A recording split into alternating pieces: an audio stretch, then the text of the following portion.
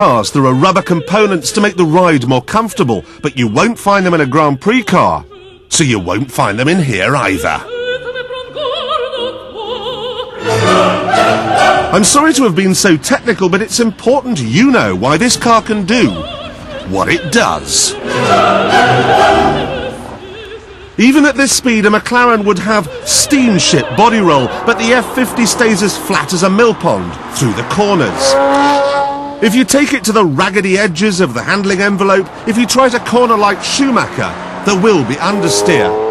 But for mortal man, it's the ever-present threat of sudden snap oversteer that loosens the bowels. Because there's no rubber in the suspension, bang, you turn the wheel, and it's just incredible. I know of no car that turns into a corner like this one. Nothing. This is part of the reason. Those fans not only cool the engine, but also suck the front of the car down, giving more downforce, more grip, and therefore less chance of becoming a human fireball. Not that there's an awful lot to burn in here. I've no carpets, I've no nothing.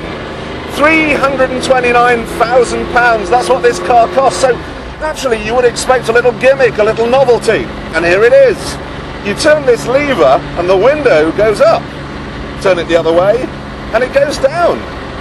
Very clever. Of course, the point is electric windows add weight, and this car has been pared to the bone. Except, of course, for the engine, which, following traffic, gets to gulp at. Briefly. When you hit the throttle in the F50, it's like pressing the plunger on a detonator.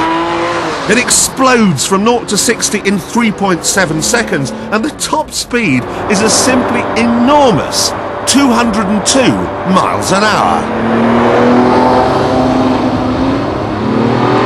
Oh my God!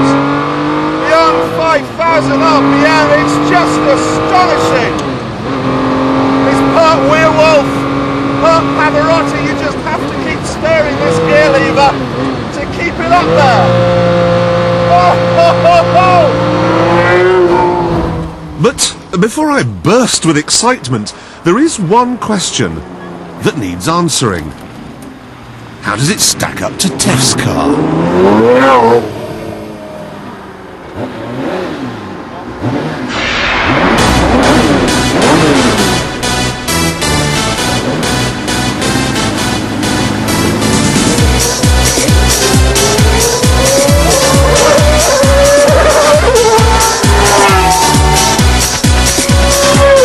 The F1 car wins, of course, but you'd be amazed at how close the F50 gets. Right up to 160 miles an hour. There really isn't that much in it. Of course, unlike the F1 car, the F50 has to meet noise and emission regulations. It's limited to 8,500 RPM. They've taken the engine up to 4.7 litres in a semi-successful quest for torque. Ferrari's dream of making a road-going Grand Prix car has been dogged by compromises. The end result is a car of few superlatives. An Aston Martin Vantage is more powerful, a McLaren is a lot faster. And if you look at the intelligent question of power to weight ratios, this is even beaten by the old F40. What on earth is happening here? A 500 horsepower Ferrari? And Clarkson is not convinced.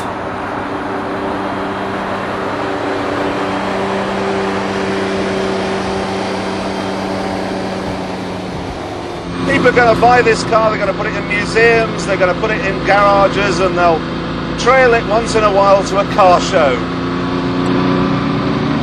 Come to think of it, I can't really blame them. And that is my main concern. I love it to death, but it's too fast, it corners too quickly, and there's no warning of impending doom. Or perhaps I'm not a good enough driver for it. This blood-red monster, I know, would end up giving me the blues.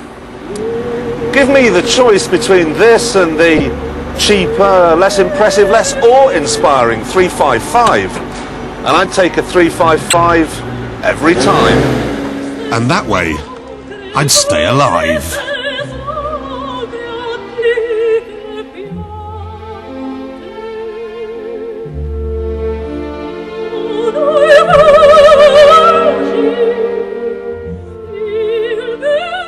And talking of staying alive, nowadays even James Bond realises that you don't need something big and brash to escape the enemy.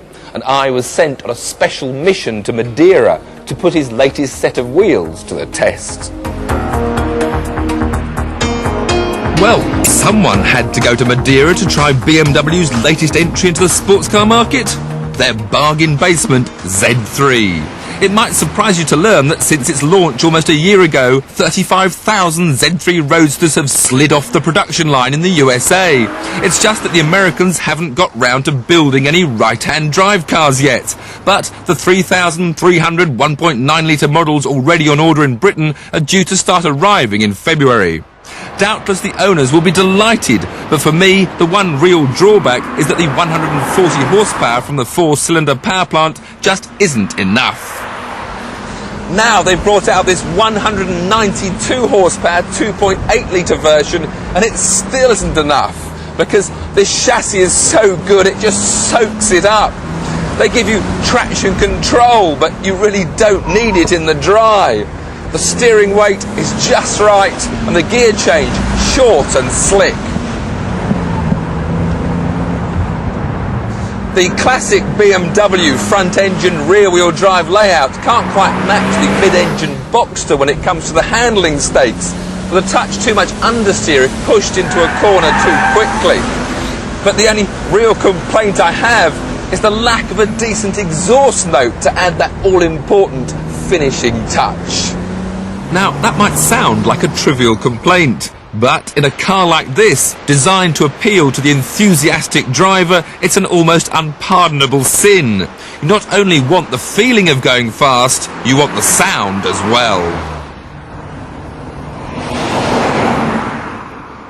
Along with the extra 50 horsepower, the 6-cylinder 2.8 model gets a wider track and wheels front and rear with arches to match, which, allied to a bigger front spoiler and larger air intakes, helps to give the Z3 a more purposeful look.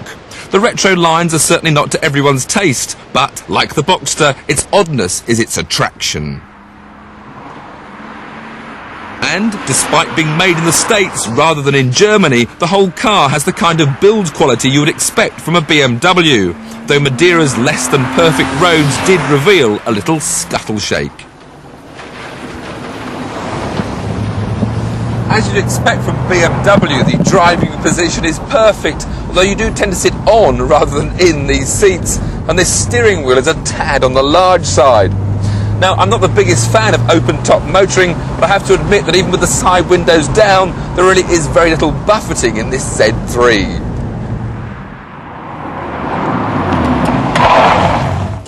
And if it does rain,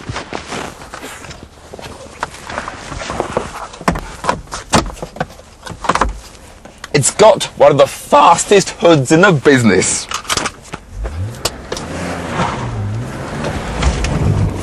The only trouble is, it really does make it look like a pram.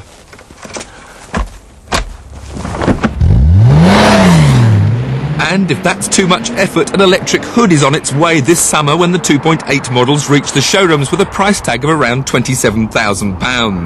The Z3 is a good car, but doesn't quite hit the spot like the Porsche Boxster. It's less involving, lacking slightly in handling excitement and exhaust tone satisfaction.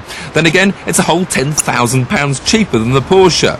But BMW may yet wrest the sports car crown from its rivals when the M version of the Roadster arrives at the end of the year with 320 horsepower on tap. And that really could be the icing on the cake.